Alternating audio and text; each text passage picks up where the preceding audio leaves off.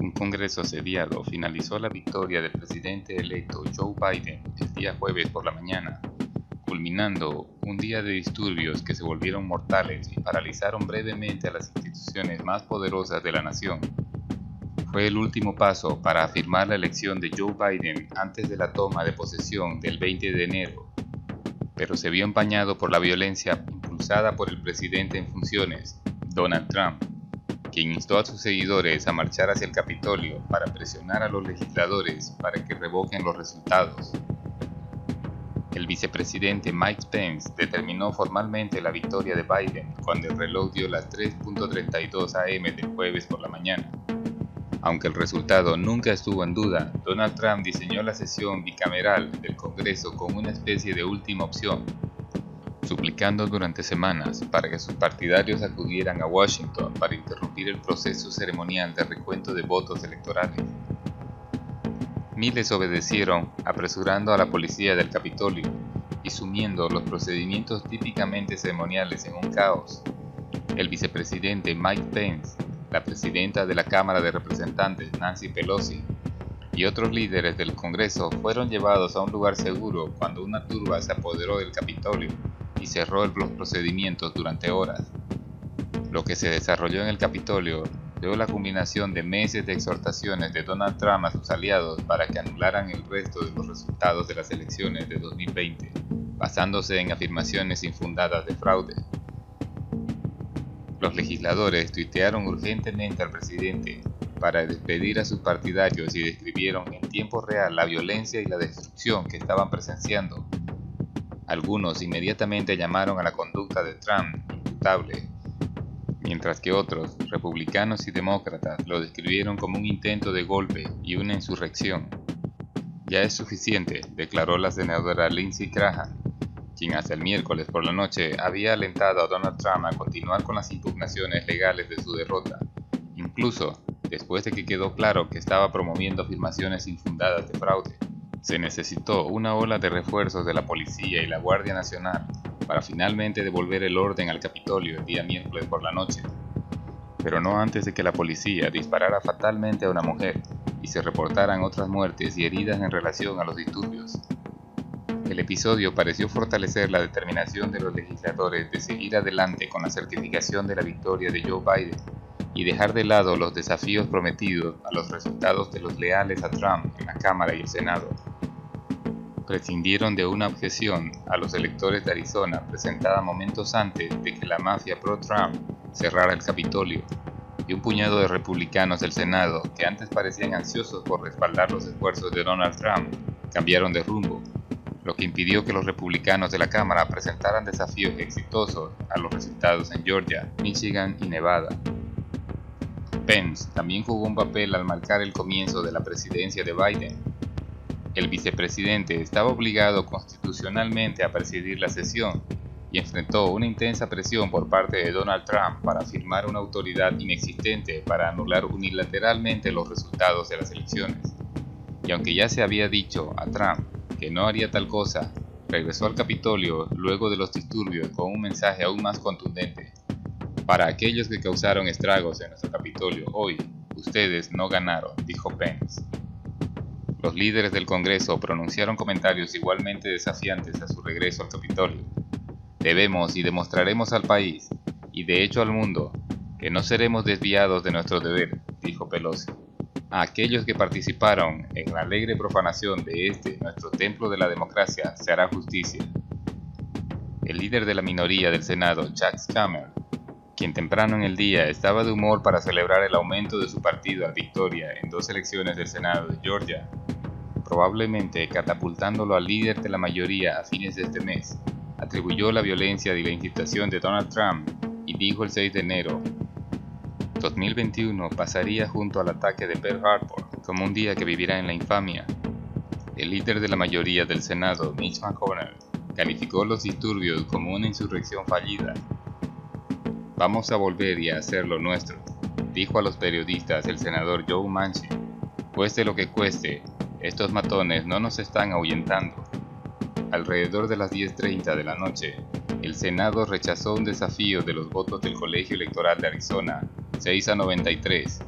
El motín en el Capitolio más temprano en el día hizo que al menos 8 republicanos del Senado retiraran sus objeciones a la victoria de Joe Biden en el colegio electoral.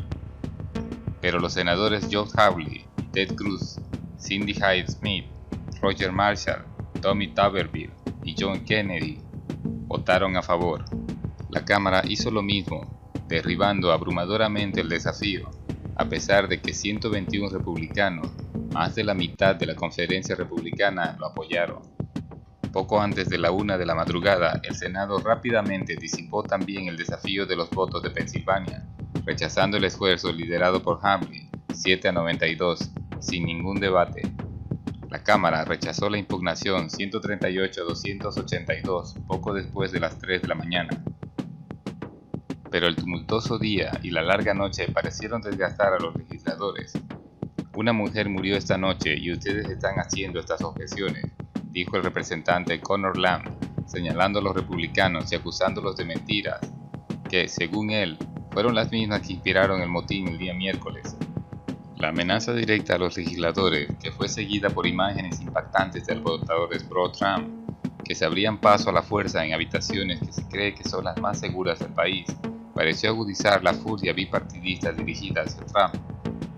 El presidente permaneció desconectado mientras la violencia se intensificaba, tuiteó 2 veces llamadas silenciosas a la paz y grabó un video en que les dijo a los alborotadores «Los amamos», mientras los animaba a irse a casa. Más tarde tuiteó sobre la violencia «Estas cosas pasan», reiterando sus falsas afirmaciones de una elección robada. Mientras Donald Trump se retiraba durante el caos, los legisladores estaban atrincherados en la Cámara, mientras los alborotadores inundaban el Capitolio, rompían ventanas, accedían a áreas seguras y golpeaban las puertas de la Cámara, donde la policía del Capitolio sacó armas en preparación para una brecha.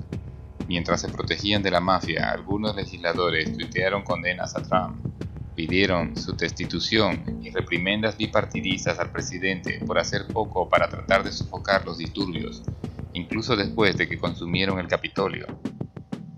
Mientras tanto, simpatizantes irrumpieron en la oficina de Pelosi y tomaron fotos sentados en su silla. Lo que sucedió hoy en el Capitolio de Estados Unidos fue una insurrección, incitada por el presidente de Estados Unidos, dijo el senador Mitt Romney, republicano por Utah. El caos estalló poco después de que Pence rechazara la campaña de última hora de Donald Trump para revertir los resultados de las elecciones de 2020, dando el golpe fatal al intento del presidente de subvertir la victoria de Joe Biden. Es mi juicio meditado que mi juramento de apoyar y defender la Constitución me limita a reclamar autoridad unilateral para determinar qué votos electorales deben contarse y cuáles no, escribió Pence en una carta a los legisladores justo antes de llegar al Capitolio. Antes del retraso, Pence había insinuado que operaría en el molde tradicional de los vicepresidentes en estas sesiones cruciales de transición de poder, a pesar de las súplicas cada vez más directas de Donald Trump, que continuaron el miércoles por la mañana. De hecho, nunca se ha mantenido ningún desafío a los electores. La última vez que los objetores forzaron un debate fue en 2005, cuando los demócratas mencionaron irregularidades en los resultados electorales de Ohio. El desafío fue fácilmente dejado de lado en ambas cámaras. Los demócratas de la Cámara de Representantes también se opusieron a los resultados en 2001 y 2017, pero ningún senador se les unió. Los republicanos también ingresaron el miércoles a un estado desinflado después de perder una carrera en segunda vuelta del Senado en Georgia. La otra contienda por el Senado de Georgia fue convocada por el candidato demócrata más tarde el día miércoles. Un resultado que regalará al Partido Republicano el estatus de mayoría de la Cámara y frustrará las esperanzas de los republicanos de operar como un contrapeso a la presidencia de Joe Biden.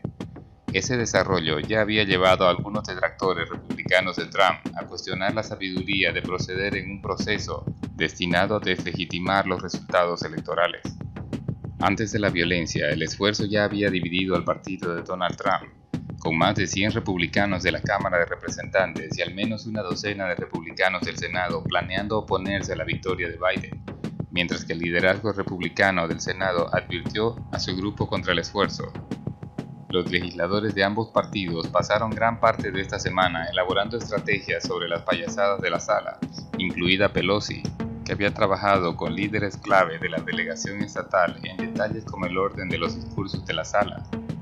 Los líderes del Congreso también habían discutido cómo mantener a raya otra amenaza, el coronavirus, mientras cientos de legisladores estaban en la sala.